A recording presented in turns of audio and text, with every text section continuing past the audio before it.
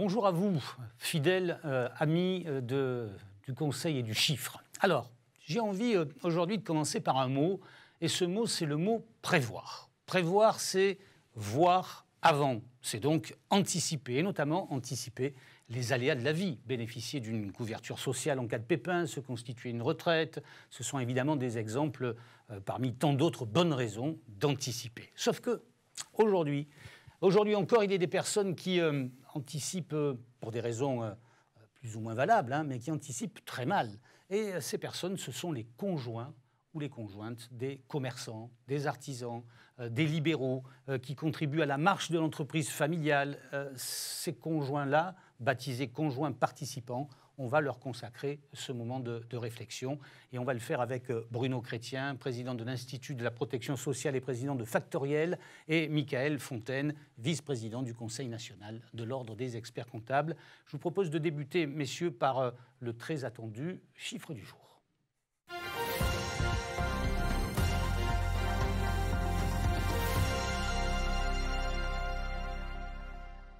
Alors, ce chiffre du jour, Bruno, c'est 30%. Pourquoi ? 30% parce que vous savez qu'aujourd'hui, l'ensemble des conjoints doivent avoir un statut. On verra qu'il y a plusieurs types de statuts. Eh bien, sur l'ensemble de ceux qui sont concernés, en fait, 30% ne cotisent pas, n'acquièrent ainsi pas de droits, retraite et prévoyance. Un conjoint participant sur 3 ne cotise pas. Alors, on vient de le dire, la loi, et sauf erreur de ma part, la loi Dutreil avait posé le principe d'une affiliation obligatoire pour le conjoint participant, c'est bien ça ? Gabi, vous avez raison, et c'est la loi Dutreil de 2005. 2005, et Bruno vient de nous dire 30% encore de conjoints sans statut. Donc, depuis cette loi, les conjoints participant à l'activité, je dirais de l'entrepreneur, doivent disposer d'un statut social. Sachant que depuis de nombreuses années, les conjoints participants n'avaient pas de statut ou d'affiliation à des caisses de retraite ou de prévoyance, et c'était au libre arbitre du couple en fonction de ses choix. Donc ça, la loi a mis un cadre nouveau, il y a maintenant 16 ans. Où est le problème ? A priori, le statut instauré par la loi a mis fin à une forme d'injustice, en tout cas, vu de l'extérieur, c'est qu'on se dit. Et pour autant, ces conjoints, 30% encore, ne sont pas dans les rails. Alors la raison qu'on peut donner, je pense, c'est qu'il y a d'abord la négligence. C'est-à-dire qu'il y a des gens qui n'y pensent pas, et puis qui se disent, bon, voilà, on a autre chose à faire, on fait tourner notre boîte, on est déjà bien content. Et dans le contexte en plus de la crise sanitaire, vous comprenez qu'on leur dit, en plus, il faut s'occuper du statut du conjoint, on va déjà essayer de survivre, c'est déjà bien. Il y a aussi, ne nous cachons pas, la volonté de ne pas payer de charges sociales obligatoires, parce que ça rajoute des charges supplémentaires, donc ce n'est pas un discours qu'on va entendre très simplement. Pour vous donner l'ordre de grandeur, alors évidemment, ce sont des ordres de grandeur qu'on a, puisque par définition, on ne connaît pas ces catégories, mais on estime dans le bâtiment, par exemple, qui est un des secteurs les plus visés, dans le bâtiment, on estime qu'il y a un tiers des entreprises dans lesquelles le conjoint a un rôle déterminant, souvent à s'occuper de tout ce qui est administratif, souvent en contact avec le cabinet, et qu'à l'intérieur de cette catégorie, donc cette masse, voilà, on retrouve les 30%. Chez les libéraux, c'est souvent plus faible. Déjà, il y a moins de conjoints qui participent, mais dans le monde du commerce et de l'artisanat, c'est un vrai sujet. Oui. Alors, quelles sont les solutions possibles pour le conjoint participant ? Je veux dire, est-ce qu'il existe des statuts différents en fonction de la situation du conjoint ? Alors, il faut déjà définir ce qu'est qu'un conjoint participant. C'est le conjoint qui participe de manière habituelle et effective à l'activité de l'entreprise.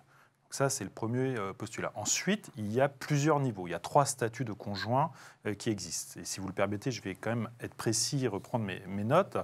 Donc, nous avons déjà le conjoint associé. Le conjoint associé, c'est celui qui détient des parts dans la société, ce qui lui donne un pouvoir de décision sur la marge de l'entreprise et des droits à la participation aux bénéfices. Le conjoint associé est affilié au même régime social que celui de son conjoint marié ou partenaire de Pacs. Ça, donc, c'est le cas où le conjoint est associé, mais il peut aussi, ce conjoint, être simplement collaborateur. Alors effectivement, le deuxième statut, c'est le conjoint collaborateur. Donc ce statut est réservé aux conjoints mariés ou partenaires de Pacs qui collaborent à l'entreprise sans être rémunérés. Sans être rémunérés. Ni associés, Gabi. Donc le conjoint collaborateur est affilié au régime du chef d'entreprise. Donc là, j'apprends des choses. Un conjoint collaborateur, c'est celui ou celle, d'ailleurs, qui travaille, mais qui n'est pas rémunéré. Alors, il y a aussi, j'imagine, une troisième situation où il travaille et il est rémunéré. C'est le conjoint salarié. D'accord. Alors, le conjoint salarié est titulaire d'un contrat de travail correspondant à un emploi effectif et régulier dans l'entreprise. Il perçoit un salaire et est affilié au régime général de la sécurité sociale en tant que salarié. Le statut du conjoint salarié est le seul ouvert aux concubins non mariés ni partenaires de Pacs. Vous voyez, donc il y a 3 statuts et des particularités dans chaque statut. Associé, collaborateur, salarié. J'ai dans l'idée que selon son statut, le montant des cotisations sera différent. Alors effectivement, le montant des cotisations et des prestations sociales vont être différents, maladie, prévoyance, retraite, donc selon le statut du conjoint, et les avantages et inconvénients vont être à peser pour identifier et bien étudier le choix. Alors, si on reprend le chiffre du jour, les 30%, qu'est-ce qui se passe si le conjoint n'est affilié à aucun de ces trois statuts, s'il n'est pas associé, collaborateur ou salarié? Alors, il y a des conséquences à la fois pour lui-même et pour l'entrepreneur. Alors, pour lui-même, la conséquence, elle est simple, c'est que pas de cotisation, pas de prestation. Donc, pas de garantie, notamment sur les 2 risques majeurs qui sont, la retraite et bien sûr la prévoyance en cas d'arrêt de travail, voire de décès. Donc, le principe est simple, tu cotises pas, tu touches rien. Deuxième élément, lui qui concerne l'entrepreneur, c'est que ça devient du travail dissimulé. C'était bien ça l'idée de la loi du travail, c'était de lutter contre le travail dissimulé et notamment d'éviter le fait que tout ce qui était justement travail dissimulé se cachait derrière parfois de l'aide familiale. Alors, donc, vous dites risque concernant la retraite, la prévoyance, risque pénal, enfin en tout cas de poursuite, n'en rajoutez plus. N'en rajoutons plus, mais ça peut même parfois être plus grave que cela. Parce que prenons l'exemple d'un entrepreneur qui a l'intention de divorcer. Des fois, c'est des choses qui s'anticipent, des fois, ça ne s'anticipe pas, tout existe. Ça arrive. Il est encore plus en danger quand le conjoint n'a pas de statut. Je m'explique.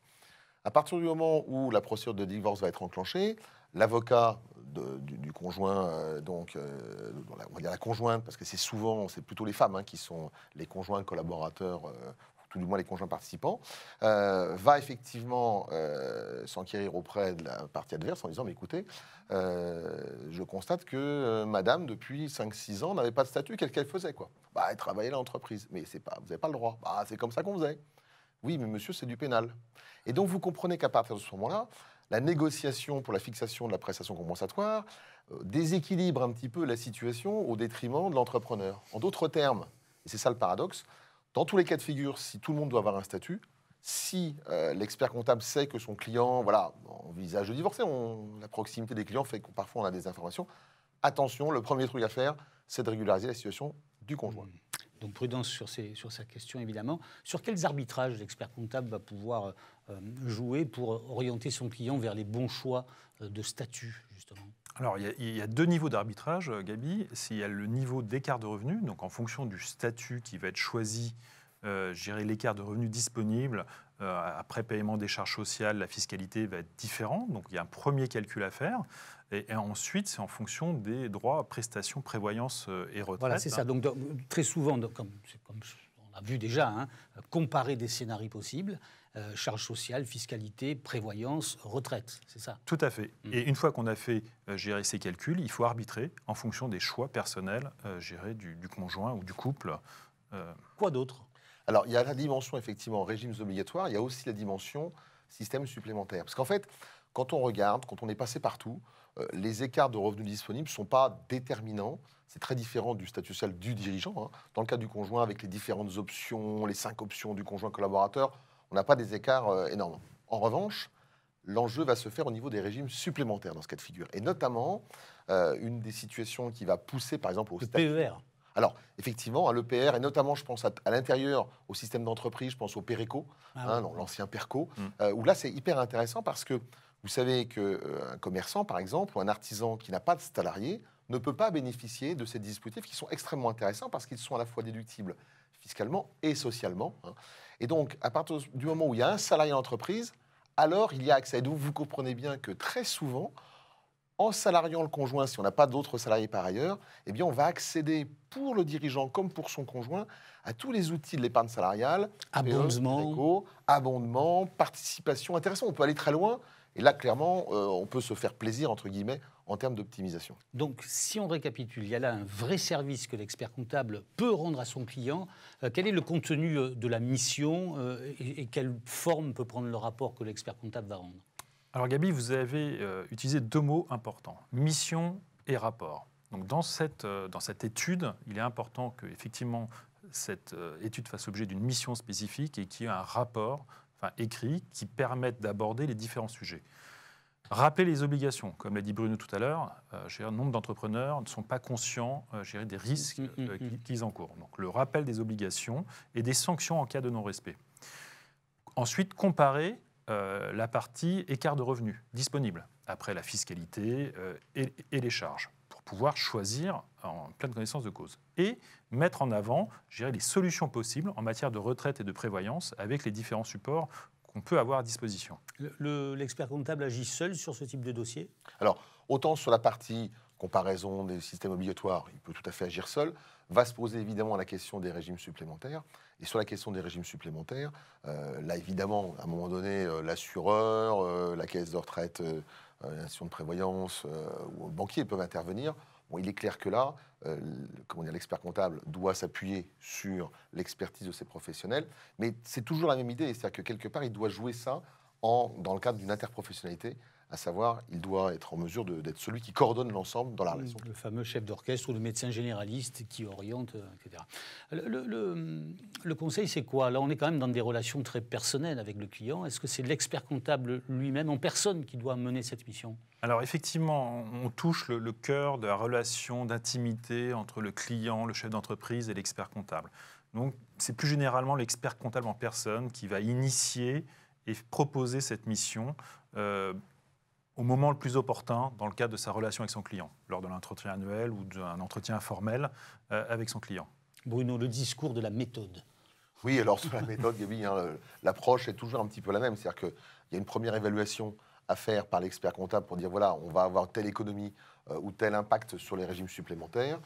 Et à partir de ce moment-là, on identifie les gens qui sont concernés et on propose aux personnes concernées, évidemment, d'aller plus loin et de faire une mission là où on sait qu'il y a un gain pour eux. Combien cette mission peut-elle se facturer? Alors, toujours le sujet délicat des honoraires. Je la pose toujours. Plusieurs situations, c'est un doux mélange. Ce qu'il faut avoir en tête, c'est que déjà, dans le cadre de sa mission d'accompagnement, l'expert comptable doit avoir en tête ces éléments. S'il y a un trou dans la raquette ou au niveau de l'accompagnement, peut-être que c'est peu judicieux de proposer une mission spécifique. Par contre, on peut effectivement, dans le cadre du conseil, d'une restructuration, d'un nouveau client, proposer cette mission spécifique qui sera autour de 800, 900 euros. Ce qui est plutôt, je dirais, à un niveau acceptable compte tenu des enjeux et des risques. Mais au-delà de la facturation immédiate, c'est vraiment l'accompagnement de l'expert comptable, son rôle de proximité avec le chef d'entreprise qui est au cœur de la valeur ajoutée. Mais là, ça fidélise aussi, j'imagine, le client. Effectivement, ça fidélise et c'est fait partie des conseils que l'expert comptable, peut donne dans sa relation de proximité, dans sa fidélité avec les clients et la stabilité d'une relation, forte avec son client. Alors, quels conseils vous pouvez donner à ces experts comptables dont vous avez tous constaté qu'ils étaient frappés par une sorte de philanthropie qui les gagne année après année? Ils ont du mal à facturer. Alors, quels conseils vous leur donnez? Dans le principe, c'est que tout ce qui est gratuit ne vaut rien. C'est un principe de base. Donc, s'il n'y a pas de facturation, au moins d'annonce de prix, derrière, ça ne donnera rien. Et le client ne percevra pas l'intérêt de la mission. Donc, effectivement, c'est de montrer les économies qu'on va pouvoir faire elles-mêmes. Après, l'enjeu, c'est évidemment de pouvoir permettre au client de comparer l'écart entre ce qu'il va payer et ce qu'il va avoir. Donc c'est ça, en fait, vous leur dites, regardez, si on fait le bon choix, on peut gagner tant, et ce gain justifie largement la petite facture que je vous mets. Oui, l'idée, c'est que trop souvent, l'expert comptable, en fait, va afficher son prix par rapport à l'économie que le client va faire l'année donnée. Donc, imaginons que dans le cas d'un statut avec la mise en œuvre d'épargne salariale, on montre qu'on va économiser, peu importe les montants, mais imaginons 2500 €, et puis qu'on a une facture de temps qui fait 1500 €, le client se dit, mon expert comptable, il a un beau métier, quoi. Moi, je veux bien travailler à ce coup-là. Mais si cette situation, elle va se perdurer pendant 8 ans, l'économie que vous lui faites faire à votre client, c'est pas 2500 €, c'est 2500 x 8, c'est-à-dire 20 000 €. Et donc là, effectivement, ça va être extrêmement intéressant, puisque là, je remets en rapport cette somme avec les 1500. Donc il faut toujours montrer l'économie qu'on va faire sur la durée. Bien. Qu'est-ce que vous dites à vos confrères? Le statut social du conjoint, c'est le moment de s'en occuper. La loi, elle date de 2005. Comme l'a dit Bruno, il y a 30% encore, je dirais, des situations qui ne sont pas conformes. Et effectivement, il y a l'économie qu'on peut proposer, l'optimisation qu'on peut proposer à nos clients, mais aussi les alerter sur les risques, je dirais, et le redressement URSSAF qui peut en découler. Merci Bruno, merci Michael. Voilà pour ce qu'on pouvait dire sur le statut social du conjoint. On aurait pu aller dans d'autres détails évidemment, mais vous savez que dans ces émissions, on essaie d'aller juste à l'essentiel. Vous pouvez les regarder en replay, ne vous en privez pas. À très vite.